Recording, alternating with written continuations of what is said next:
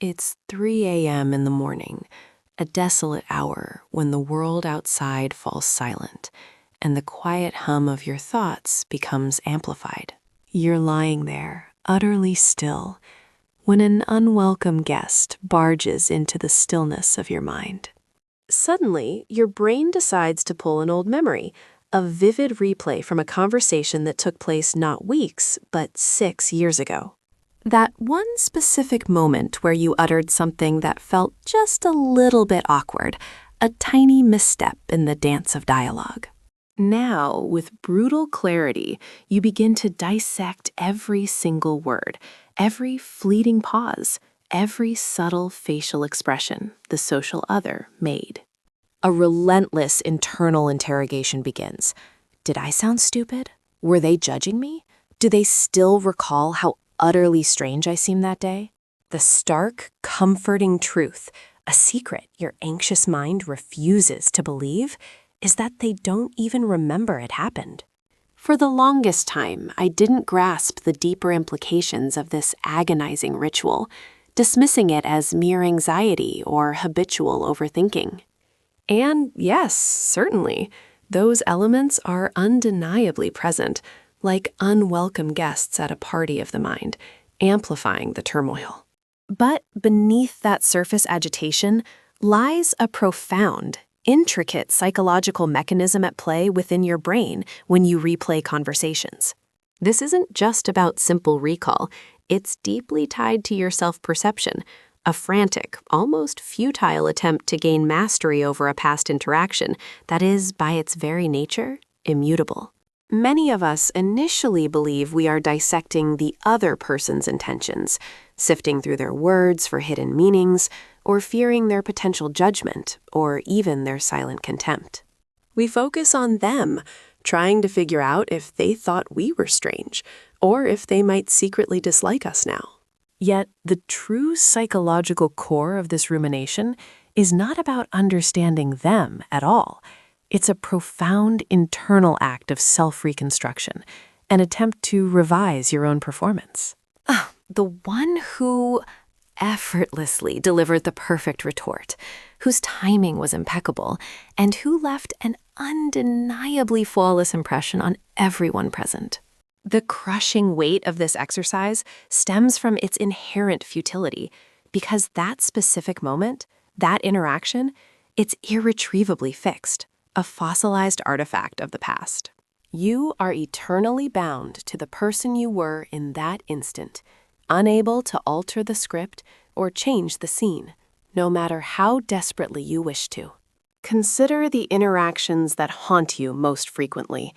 It's rarely the egregious offenses or truly hurtful remarks. Instead, it's the subtle missteps. The unexpected eagerness in your voice, an ill-timed laugh, or the frustrating stumble over words when you desperately wish to articulate a profound thought become magnified. These seemingly insignificant slip-ups inflate into monumental failures within your internal landscape, serving as glaring evidence that you haven't yet achieved the ideal self you aspire to be.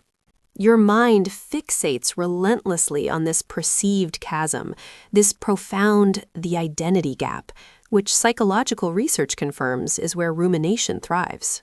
It's the uncomfortable disconnect between your authentic self and the idealized self you feel obligated to be, creating a constant tension. Thus, each time you revisit that awkward exchange, your true objective isn't merely to grasp the sequence of events or what transpired. It's a deep, often unconscious effort to bridge that self-created psychological divide, to mend the fractured image of yourself. You are, in essence, trapped in a desperate mental rehearsal, endlessly practicing a flawless version of yourself that, heartbreakingly, never manifested in that original moment. Now, here's where the true complexity of rumination unfurls, revealing a deeply intriguing, yet undeniably melancholy truth about our inner world. Each instance you re-engage with a past dialogue, believing you are recalling the original event, you are in fact merely accessing the memory of the last time you remembered it. It's a subtle but crucial distinction, as our minds don't operate like pristine video recorders, preserving an exact, unblemished playback. Instead, human memory functions more akin to an ongoing narrative, a personal story that is subtly yet fundamentally re-edited and retold with every single recollection. Consequently, that particular conversation, which you've meticulously replayed countless times, is no longer the authentic interaction as it originally transpired. What you're continuously reviewing is a distorted echo, a significantly altered version of events, profoundly tainted by the insidious influence of your anxieties. This warped perception is further amplified by your pervasive insecurities, alongside the deep-seated fears concerning external judgment and what others might truly think of you. This profound realization means that, perhaps unknowingly, you are subjecting yourself to immense emotional anguish over a construct that deviates significantly from factual reality. Take a moment, truly, to allow the weight of this implication to settle within your consciousness.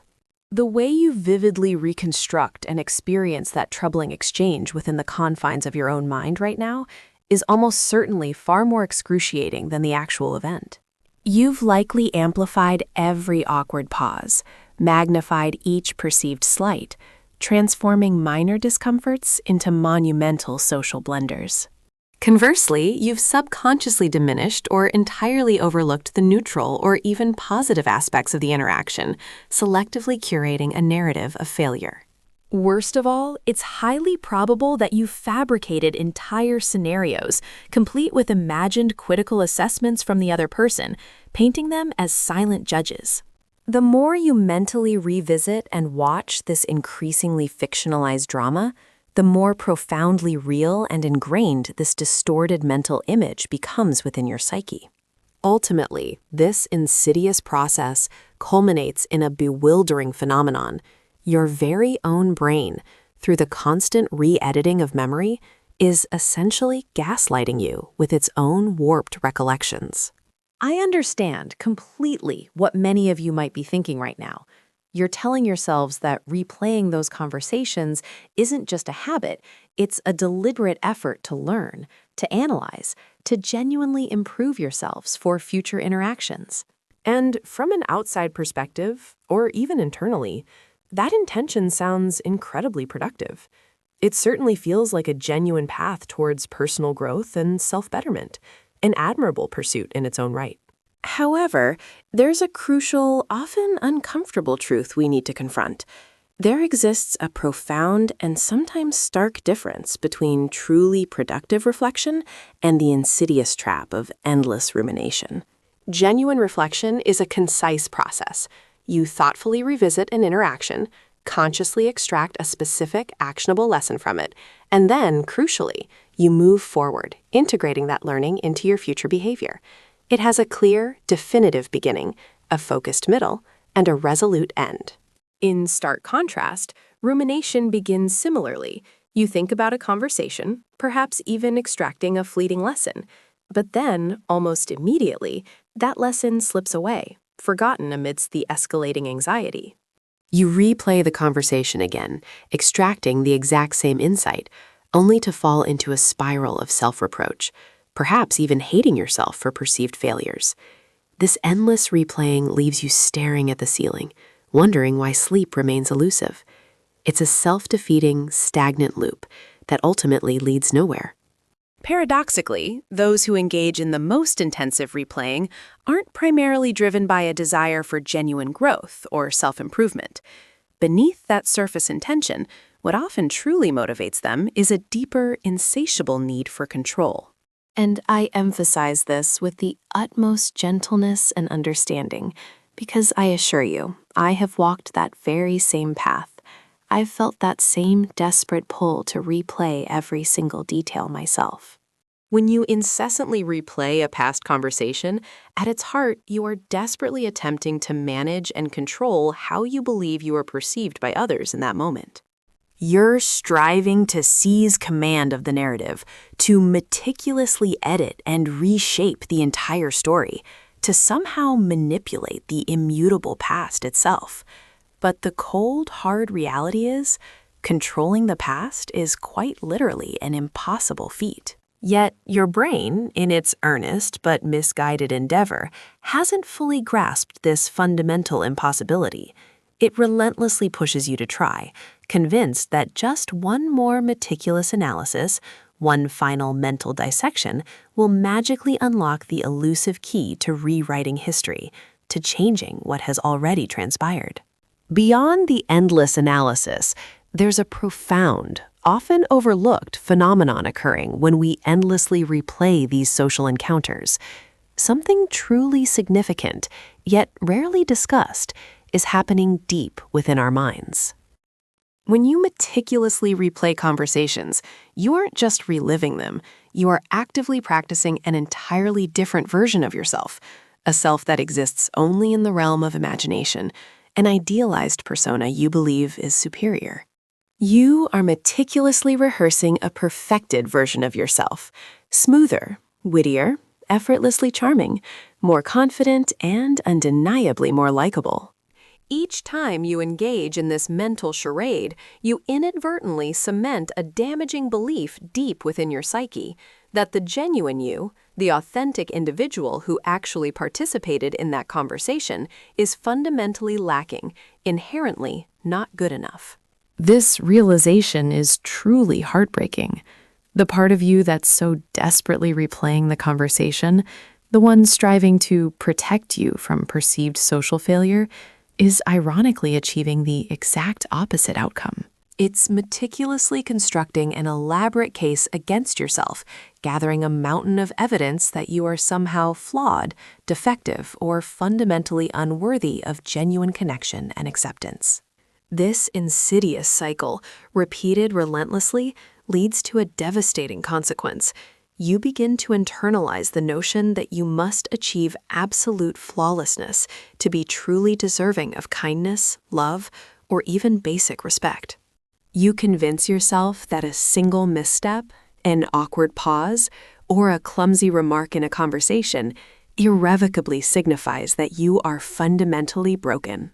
Researchers have meticulously documented this psychological pattern, consistently finding that individuals who struggle to extend self-compassion become hopelessly entangled in these corrosive mental loops. These self-perpetuating cycles, in turn, serve as direct conduits, feeding and amplifying feelings of intense anxiety. The more unforgiving you are of your own inherent humanness, your imperfections, your mistakes, your authentic self, the more relentlessly your own brain turns against you, punishing you with self-criticism. It's as if your very own mind transforms into your harshest, most relentless critic, and the mental courtroom where you are constantly on trial never, ever adjourns. The true tragedy embedded within the obsessive replaying of conversations isn't the memory of an awkward comment you made 6 years ago. No, the real tragedy is the profound and destructive conviction you've held for those entire 6 years, that a solitary awkward moment somehow defines the entirety of your being.